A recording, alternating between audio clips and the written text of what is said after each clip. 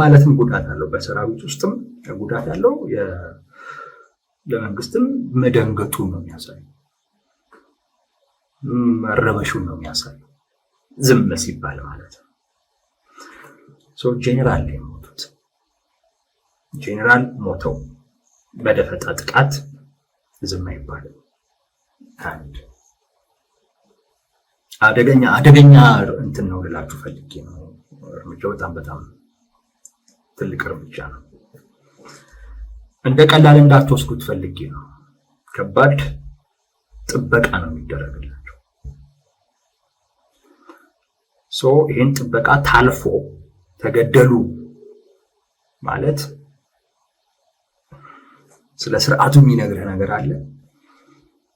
ጥቃቱን ስለፈጸመው አካል የሚነግርህ ነገር አለ። እሱ ላይ ይመጣል። ሁለተኛ ወሬው የተነገረ ነው። ጄኔራሉ ተገደሉ የሚለው ቅድም ብያችኋለሁ። አንደኛ የተገደሉት ጄኔራል ናቸው።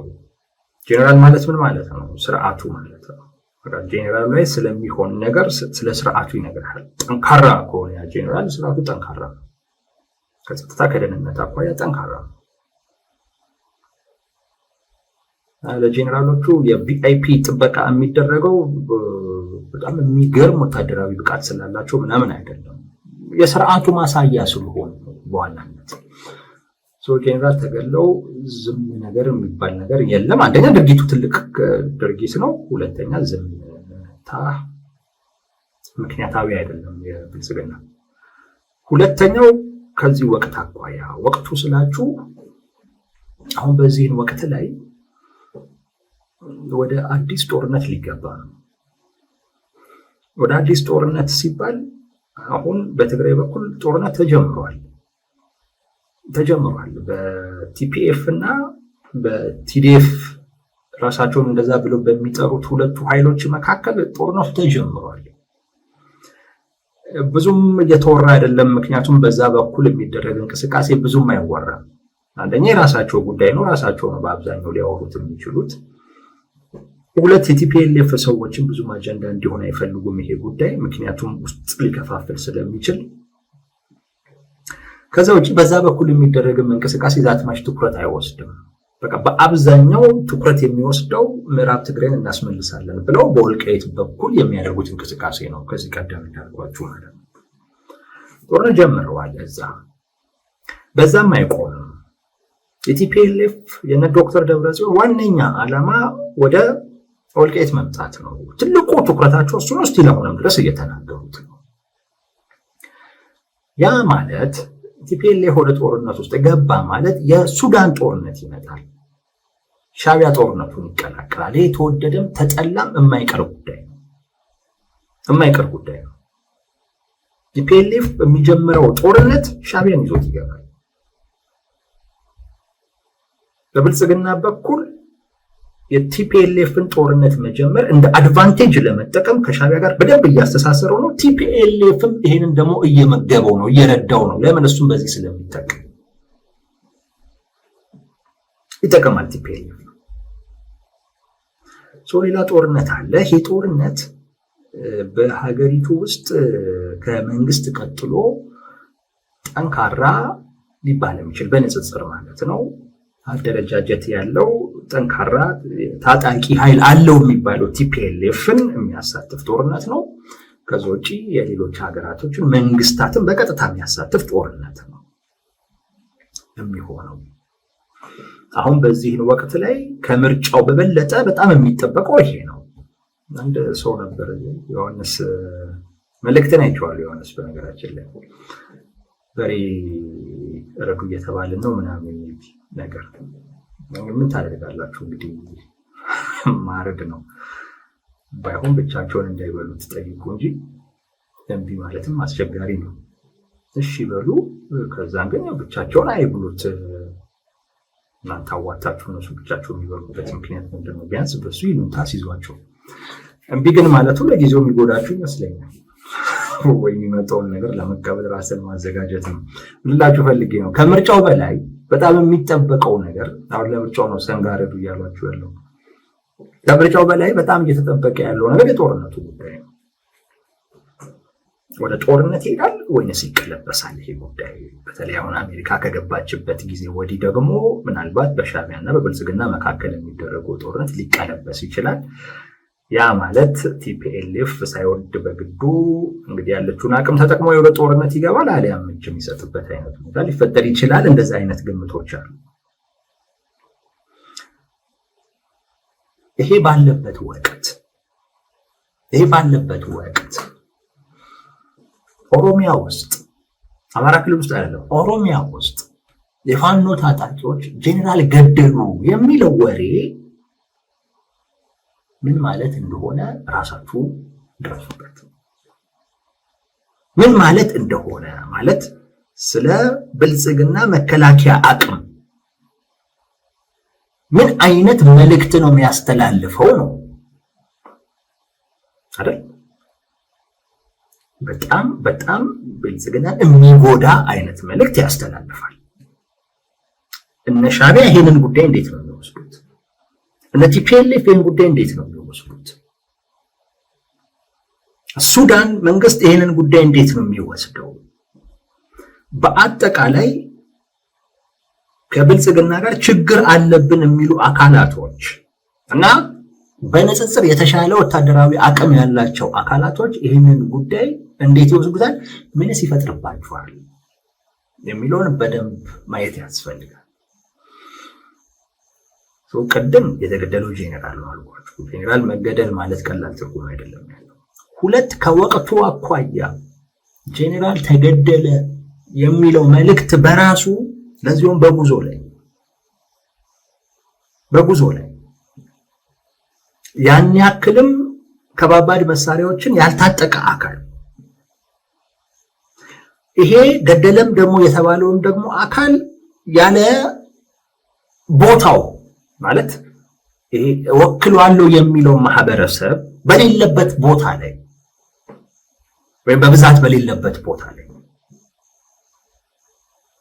ገደለው ማለት በቃ አትጠራጠሩ፣ ብልጽግና ጠላቴ ለሚላቸው አካላቶች የሚያስተላልፈው መልእክት ቀላል አይደለም። እውነት ባይሆን ውሸት ቢሆን ይሄ ጉዳይ ብልጽግና በእርግጠኝነት በቀጥታም ባይሆን ነገር ግን ከዚህ ቀደም እንደሚያደርገው ጄኔራሉ ገደልናቸው ይላሉ፣ እኔ በህይወት አለሁ ስራዬን እየሰራሁኝ ነው ብለው በሚዲያ እንዲናገሩ ቢያንስ ያደርጉ ነበር። በእነዚህ በሁለት ምክንያቶች የተገደለው ጄኔራል ነው። ያ ማለት የመንግስትን ድክመት በጣም የሚያሳይ ነው። ገደልኩ ለሚለው አካል ደግሞ በስነ ልቦና ደረጃ በጣም የሚያበረታታ ነውና አቅሙንም ጭምር የሚናገር ነው። ማለት የደረሰበትንም ደረጃ የሚናገር ነው። እንደው አጋጣሚ ተዘናግተው አግኝቷቸው እንኳን ከተባለ የመንግስትን ጥበቃ ጥያቄ ውስጥ ነው የሚከተለው።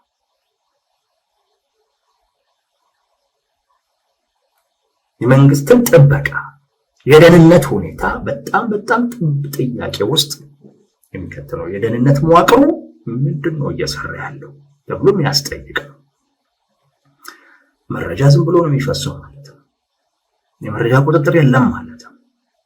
አያችሁ መቼ እንደሚነሱ ሰምተዋል፣ በየት እንደሚያልፉ ሰምተዋል፣ ምን ያህል ጥበቃ ምናምን እንዳለ ተረድተዋል።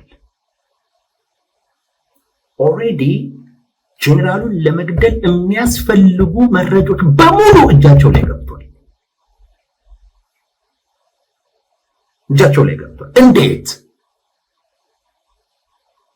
እንዴት?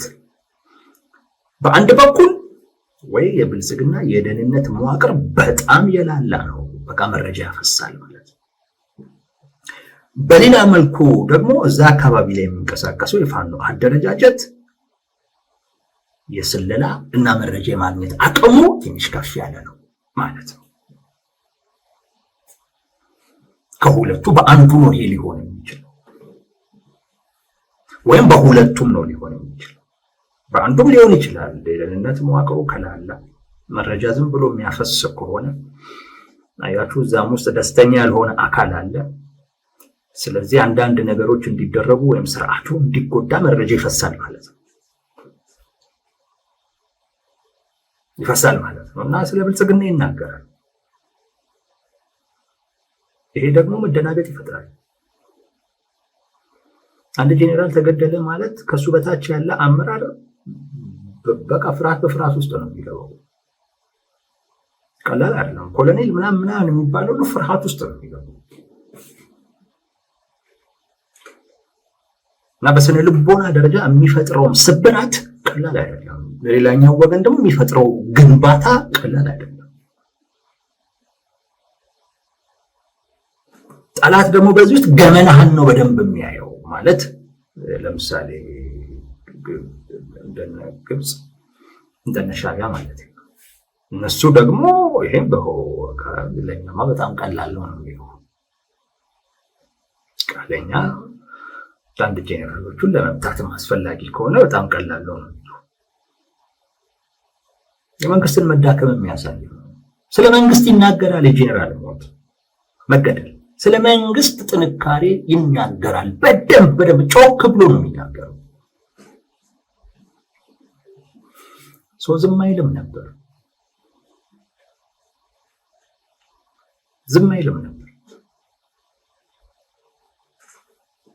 እውነት ባይሆን ዝም አይልም። ባይደናገጥ ይናገረውም ነበር። ዝምታውም የመደናገጥም ምልክት ነው። እውነት የመሆኑ ብቻ አይደለም፣ የመደናገጡም ምልክት ጭምር ነው። አንዳንድ ጊዜ በመዘናጋት እንዲህ አይነት ነገር ሊፈጠር ይችላል። በመዘናጋት ለምሳሌ እዛ አካባቢ ላይ የፋኖ እንደዚህ አይነት ኦፕሬሽኖችን መፈጸም የሚያስችል አቅም ይኖረዋል ብለን አንጠብቅም። እኛም እናንተም እርግጠኛ ነኝ አንጠብቅም። እንደዚህ አይነት ጥበቃዎች ሊያዘናጉ ይችላሉ። በእርግጥ በመንግስት በኩል በዚህ ደረጃ መዘናጋት አለበት ወይ አላቅም፣ ግን አልነበረበትም፣ ምንም ጥያቄ የለውም። ነገር ግን አንዳንድ ጊዜ አሳንሶ ከማየት አኳያ መዘናጋት ሊፈጠር ይችላል። ሰው በዚህ አጋጣሚ እንደዚህ አይነት ነገር ሊፈጠር ይችላል። ድንጋጤ ባይፈጠር ታወራዋለህ፣ ምንም ችግር የለውም። ወይንም እንዲታወቅ ታደርገዋለህ። በቃ እንደዚህ ተፈጽሟል ምናምን ብለህ ያንን ነገር ታደርጋለህ። ስርዓተ ቀመራቸውን ምንም የሰራዊትን ስነ ልቦና በሚገነባ አይነት መልኩ ታደርጋለህ። ክፍተቱን ትሞላለህ ምናምን ባትደናግጥ። ዝምታው የነገርየው እውነት መሆን ማሳያ ብቻ አይደለም፣ የብልጽግና መደናገጥንም ጭምር የሚያሳይ ጉዳይ ነው። መደናገጡን ጭምር ማለት ነው። እና ስለ ብልጽግና በደንብ ይናገራል እምላችሁ ለዛ።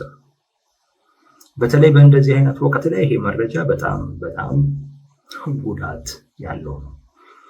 ከፋኖ በተሻለ ወታደራዊ አቅም ያላቸው አካላቶች ደግሞ ምን ሊያደርጉ እንደሚችሉ ማሰብ ነው።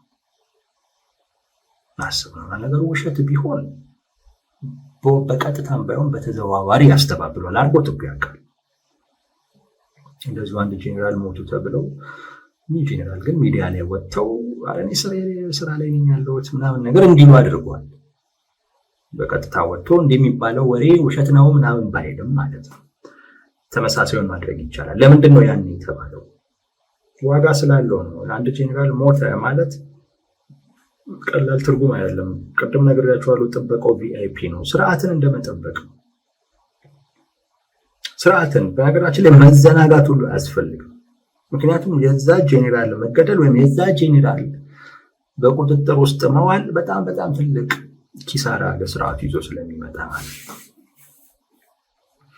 ተዘናግቶም ከሆነ ዝንጉነቱን ያሳያል፣ ክፍተቱን ያሳያል።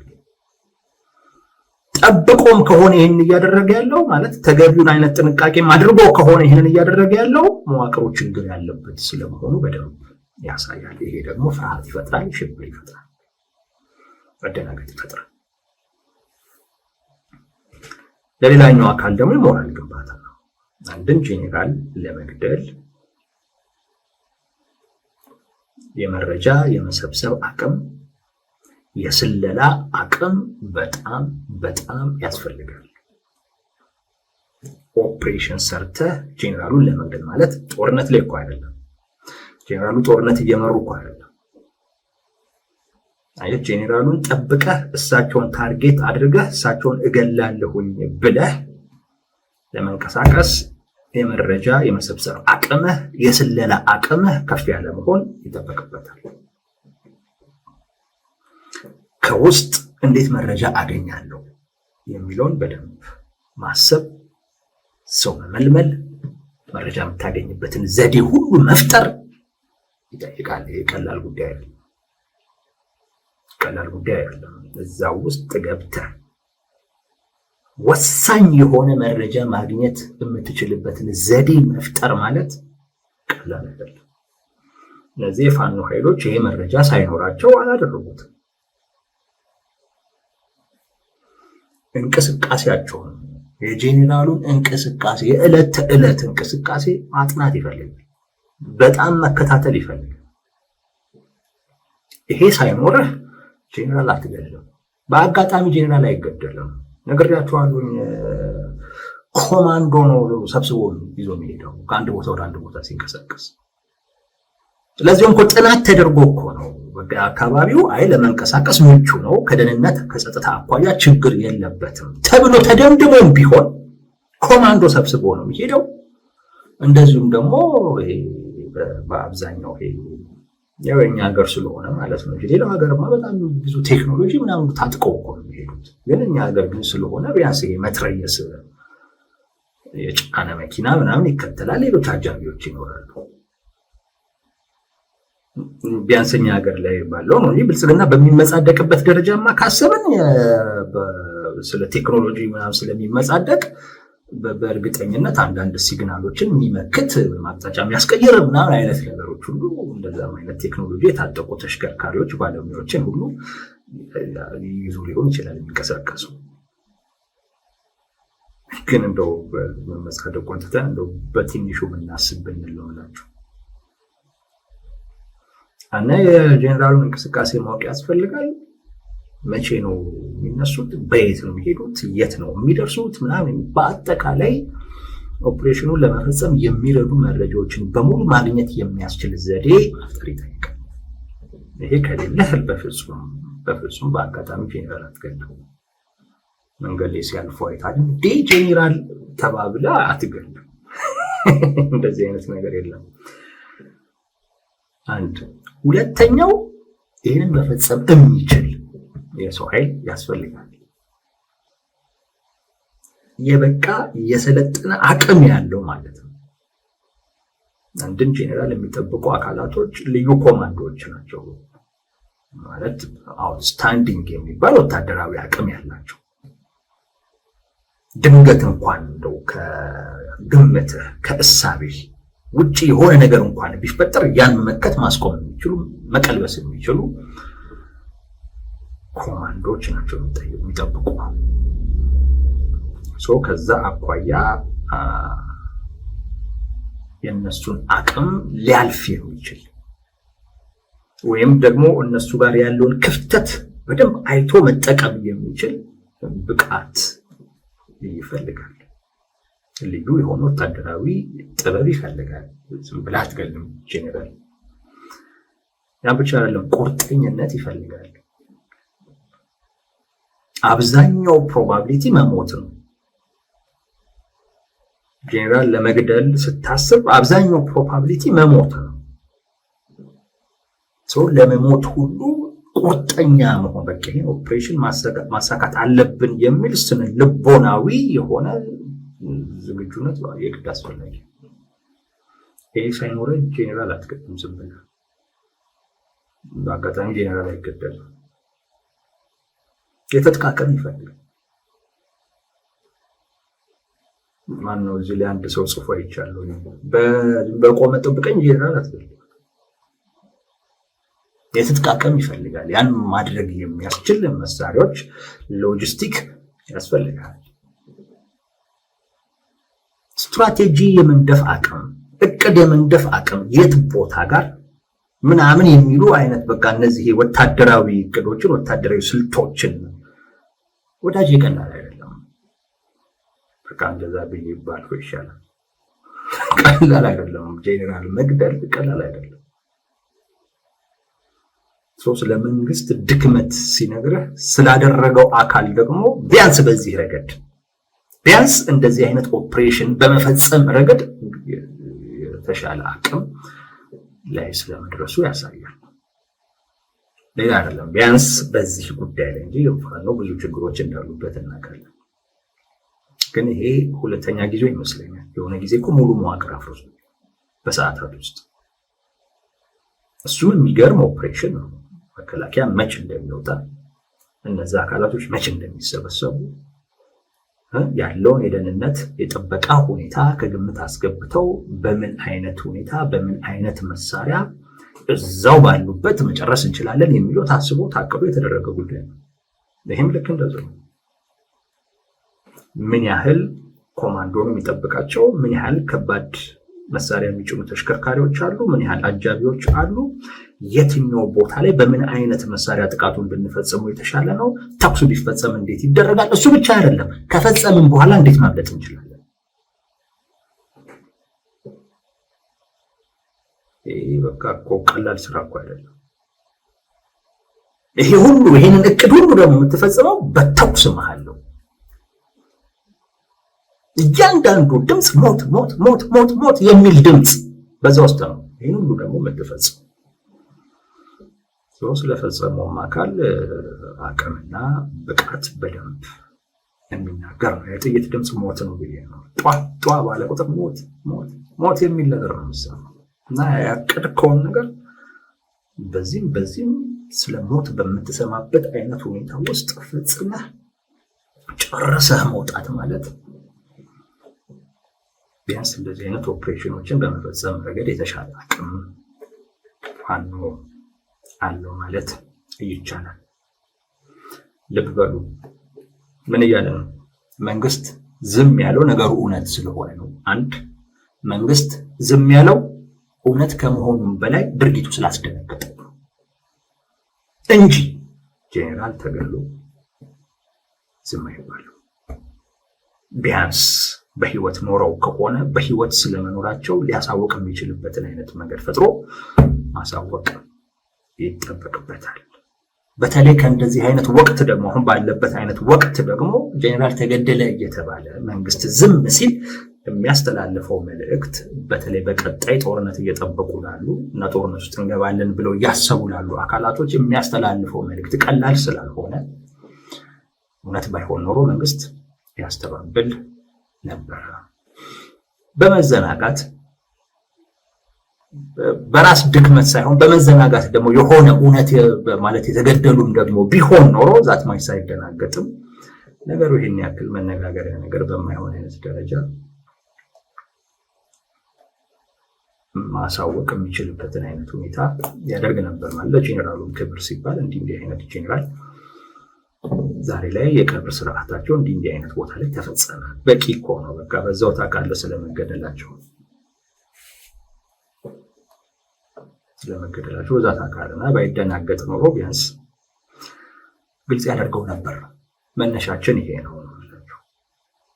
መነሻችን ይሄ ነው። እነዚህን መነሻዎች ይዘን ነው ጄኔራሉ ተገለዋል የሚለው ሞስት ብዙ እድል አለው ለማመን በሚል ያን ብዙ እድል መሰረት አድርገን የሰጠነው ትንታኔ መሆኑን ልብ አድርጉ ለማለት ነው።